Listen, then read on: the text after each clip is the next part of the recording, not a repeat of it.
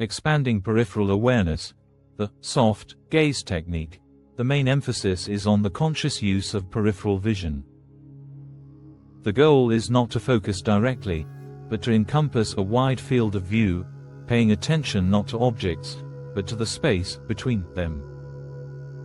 This helps to loosen habitual patterns of attention fixation that keep the assembly point in a fixed position. Hand movement exercises, slow, fluid movement of the hands at the edge of the peripheral visual field. The task is not to look at the hands, but to feel their presence without shifting the gaze. This trains the ability to perceive movement and energy without direct visual control, developing a new form of sensory perception. Purpose: to develop the ability to sense energetic flows and anomalies in the environment that are inaccessible to normal, focused vision. 2. Perceiving energetic flows and temperatures of a place. Feeling with the skin, the warrior learns to perceive invisible energetic fields and the specific atmosphere of a place. This manifests as subtle changes in temperature, pressure, and the density of the air, felt by the skin and the entire body. Practice of still sitting. Advice: Don Juan emphasizes that these are not fantasies, but real physiological reactions to energetic shifts. 3. Hunting for power as energetic navigation. The previous rules of the hunter, silence, economy of movement, are now complemented by energetic sensitivity. The warrior learns not just to hide, but to follow energetic traces and find places of power concentration. Rules of movement. In addition to physical silence, this also includes energetic silence, moving without creating mental and emotional noise that could be perceived by power or other beings. Maximum economy. Economy not only of physical strength but also of attention. No unnecessary thoughts, emotions, or movements. 4. Controlling the assembly point, location. Don Juan describes it as a bright, glowing spot the size of a ping-pong ball, located on the back between the shoulder blades.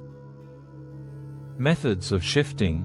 Physical postures, specific static postures, resembling meditative asana, that create tension or relaxation in certain body parts, which can push the assembly point.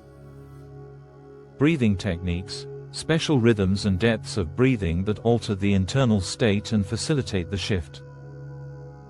Dance movements, repetitive, rhythmic movements that induce a special body state and help to shift the point.